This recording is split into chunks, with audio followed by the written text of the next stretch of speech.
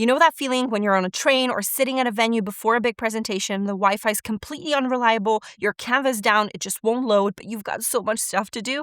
Well, one of the latest Canva updates from Canva Create 2026 just answered that one for us because they released one of the most requested features, and it's called Canva Offline. Today, we're doing a deep dive tutorial, so I'm going to cover what it is, how it works, what you can and what you can't do with it, and my honest thoughts on this new Canva feature. I'm Natalia, and I help creators like you turn content, income, freedom, and a brand you're proud of, so let's do this. Canva Offline is something that people have been asking for a very, very long time because for a lot of people around the world, having a reliable connection is not a given, and in general, it's just been a massive pain to be able to do work when you may not have the most stable Wi-Fi at hand. It's been said many, many times that it's actually impossible to implement, but Canva listened to us and addressed that in here. What it does is that it lets you mark specific designs to be available without an internet connection, so Canva saves that design directly to your device, and from that point on, you can actually open it, work on it, and edit it even with zero connection, and when your connection comes back, all your changes sync up automatically, so nothing is ever lost, and you don't need to manually do anything. You just pick up where you left off.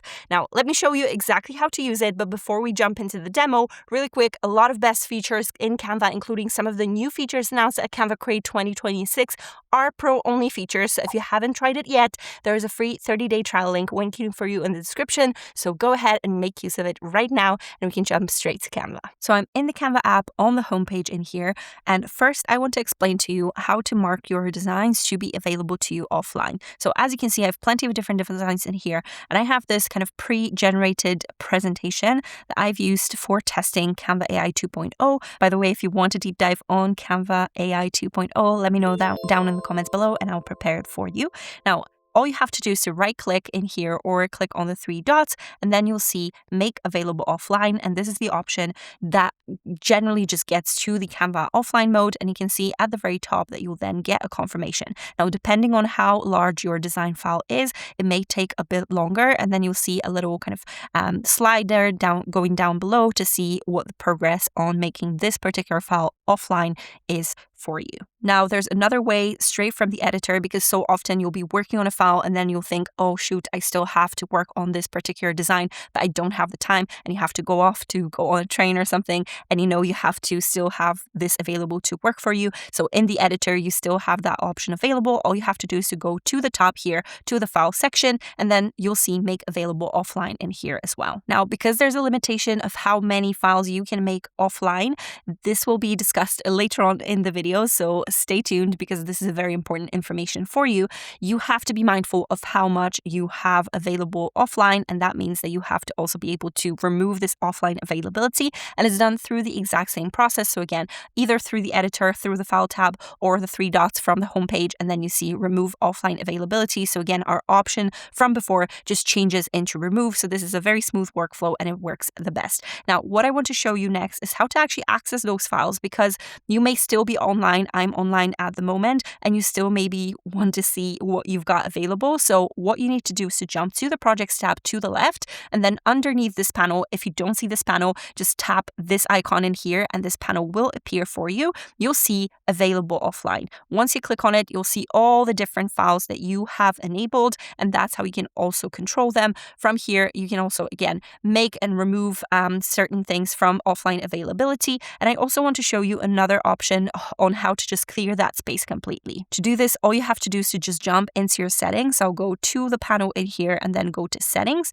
And from here, you see data and storage. Now you'll be able to remove all your offline designs very easily. And then you just have to confirm with this purple button in here. Now, I'm not going to do it because I want to have these files enabled, but know that you don't have to click one by one. You can also remove all of them at the same time. All right, let me turn off the Wi-Fi at the moment, and you can see that now we're offline. So this is all that's available to us in the screen view. You can see all of the preloaded Canva offline mode designs are actually available to me in here. So this is a mixture of different formats as well. So it's not only presentations, you also see different videos and, Reels covers in here, another presentation. So I have access to all the different things that I've preloaded for myself, which is super useful because I can keep working on my presentation. I can keep working on my content. I can keep working on anything that I like. So very quickly, let me open this key takeaways LinkedIn carousel that I've designed not too long ago, you can see that everything I've added in here is fully editable for me.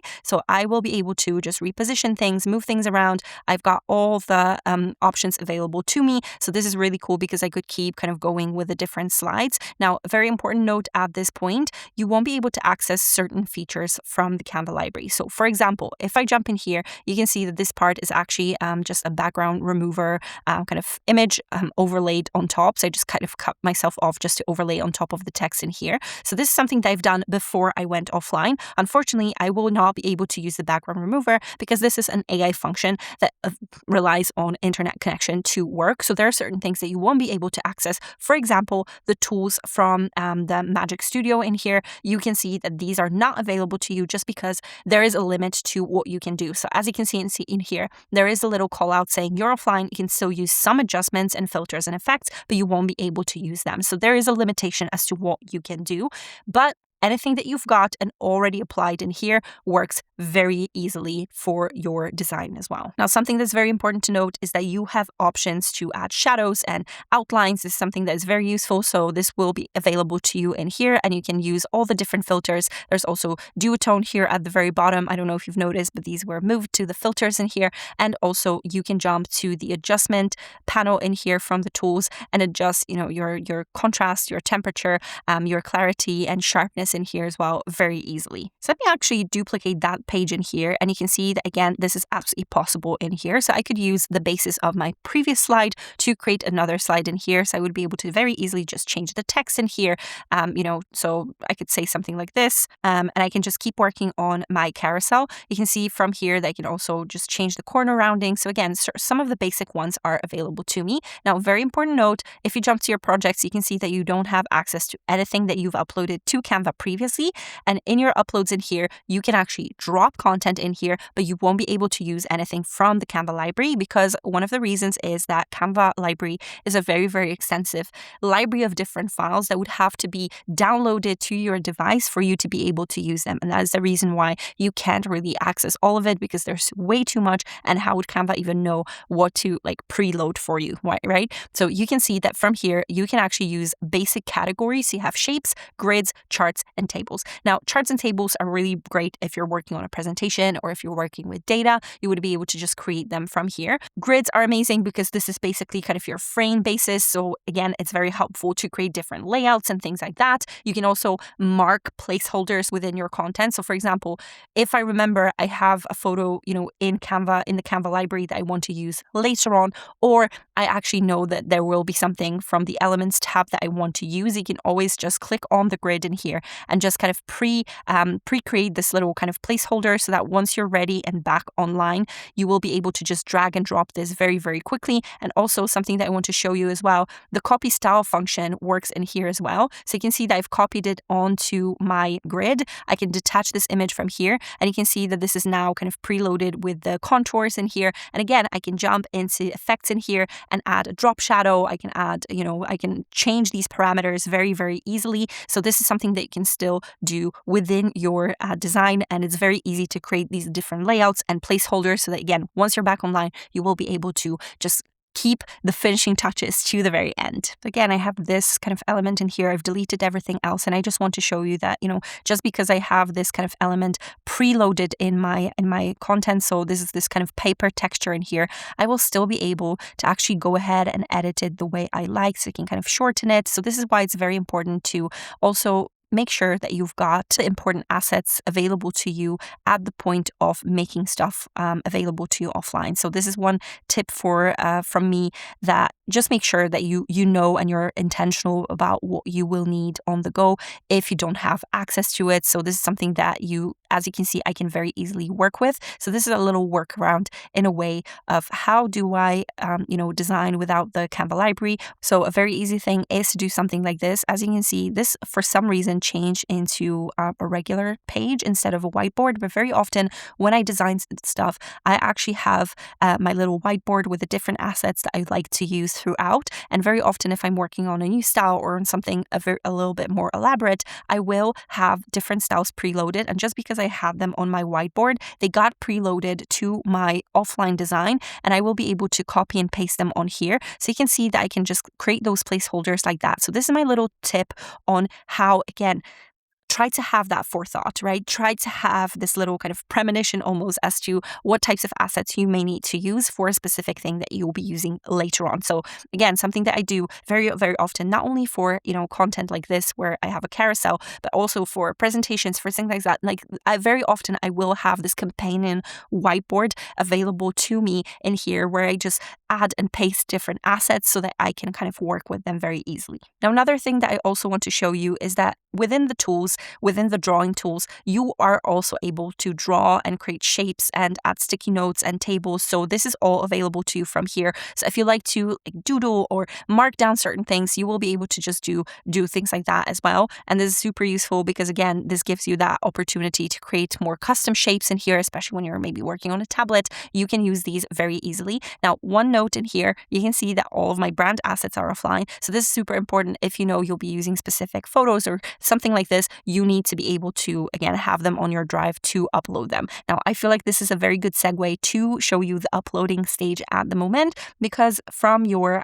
from your drive, you can actually pull any of the uploads that you want. So I'll just drag and drop a file as I would normally do, and you can see that it will then appear under uploads. Now, this is very important. The moment you get your connectivity back, the moment you're connected to the internet, whether it's 5G, whether it's 4G, whether it's Wi-Fi, whatever you use, this will be preloaded. So you can see you're offline, you can still upload images, but editing is not available until you're back online. And this is great because, again, you still are able to pull from your own assets, but you don't have to, rely on the other stuff. Now, of course, this is not related at any stage to what I'm designing, but I just wanted to show you that you will be able to just add your files very easily, and they operate like any other element within the Canva library. So you can see that I can still flip it, I can still, crop it, I can do whatever I want to it, I can animate, so you can still animate different things in here. So not just for LinkedIn carousel, of course, this can be applicable to your videos, because if we jump back into here and open a video, I think that was my throwback from Canva Create 2025 for a LinkedIn file, you can see in here that I'm very easily able to just add new clips, do other stuff that I want to. Of course, again, with the video format, you won't be able to really generate captions because this is something that's only available to you when you have internet connection. It has to be processed by Canva AI, most probably, just to generate that transcription for you. But again, any text that you want to add on top, anything that you like, you can do it from here. You can also copy whatever you had before. So it's really, really easy to work with it. You can adjust the timings of it. You can adjust the animations. You can create an animation. So this is a very extensive mode. It's just that something that you have to remember is the assets that you will be using. And finally, something that I want to show you that I feel like is the most important part of the Canva Offline mode, making sure that you're taking precautions and that you are covered just in case you don't have internet when you are doing something very important. So running a training or presenting from your own assets. So I will go ahead and open another presentation that I've got in here. Now, as you can see, I can still work on the notes from here. So this is the idea. I have the preloaded presentation. I could, again, copy different things and, keep creating, keep changing the text, keep changing the buttons in here. I can do everything that I want from this panel very easily. So this is super cool. And I can just start maybe drafting my notes when I'm working. So I've just added 3 different pieces of notes for the 3 slides. And now I want to show you how I can use the presentation mode. So you can still jump into presenter view just to make sure that you're seeing not only the audience video, but also you can see the notes for the presenter. So let me just bring it down in here and actually bring the presenter view in there. So you can see that I will be able, in the offline mode, so you can see that it's still offline, not only just obviously present from here, but have the full flow of your presentation very easily. So this is a very, very crucial bit that Canva Offline does for us. It retains all the important information so that whenever you have something important like a training, like a workshop, like a speaking engagement, your deck is safe, your notes are safe, and you can still present, which is super crucial. And then super quickly, the moment I went online, you can actually see that my files were preloaded in here. So the moment you get that connection back, everything's now saved I didn't even get to catch it because it was that quick. So you can see that everything's back online and all of my files from here that I've created before are available to me as well. So what can you do specifically in offline mode? Now, among other things, the baseline is that you can actually upload assets from your local files. So any images, any videos that you have saved on your device can come straight into your design. You can work with basic shapes. You can add and style text, including text effects, and you can adjust filters and image settings. So anything that's already in the design in there is also available to edit. Now, this means that offline mode is really best for building out the structure of the design and the layout of your work, getting the composition in place, working through a presentation slide by slide, which, to be fair, is where the most important content decisions happen anyway, and the creative or more like decorative work can wait until you're back online. Now, I do want to also specifically mention presenting with speaker notes, because if you have your notes written in the notes and then in the presenter view, they're fully available to you offline too. So if you are a presenter at a venue with unreliable Wi-Fi or a teacher in a classroom where the connection may drop, your entire presentation with all your notes is right there and works perfectly, which is such a crucial thing to have.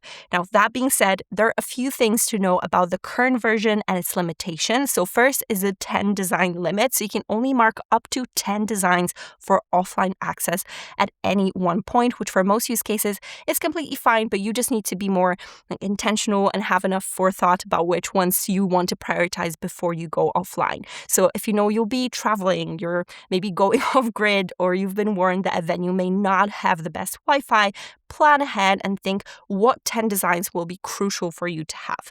Now, the second is that you do not have access to the full Canva library when you're disconnected. So you cannot search for new elements, for photos, icons. You're working with what's already in your design and what you have saved locally on your device, which is really why I say that this is your layout and planning stage rather than your full design finishing stage. And this is important to know because the reason why the access to the full library is not available to you offline is because you would have to pre-download all of that stuff to your drive, and none of us have enough space on our drives to be able to pull this off. None of the devices are really capable of doing that, and that is the reason why the full library is not preloaded for you in offline mode. Now, the third one is the limitation that I find the most frustrating, and this is that you cannot really mark brand templates for offline use. And for so many creators and small business owners, that is exactly the thing that you would want to take on the go, right? These are those personal or brand designs, the reusable designs that you come back to again and again. So this is absolutely going on my Canva wish list, and I do share feedback with the Canva team regularly. So if you have things you would love to see added or maybe changed in offline mode, drop them in the comments below, because I'd love to send through a good list with my personal one in here as well. And that is being able to pre-select elements from my favorites to have available offline too. And again, I said it would be super hard to have access to the full library, but if we could maybe have a few of our favorites downloaded for us, they would just go a long way. I think that would make this so much more powerful. And as with any new feature, I fully expect it to keep getting better with time, but this early version is actually super helpful and a much needed update. Now, speaking of what else was announced, if you haven't watched the full Canva Create 2026 updates video yet, where I cover everything that dropped, including this update and a lot of other really exciting things, go watch that next right here. Make sure to like this video if you enjoyed it. I'm super happy to be back because I've been ill since coming back from LA, so I'm really, really glad I'm back on YouTube. And subscribe because I have so much more Canva stuff to share, updates, content creation, deep dives planned for you already. So thank you so much for watching. I'll be seeing you very, very soon next time.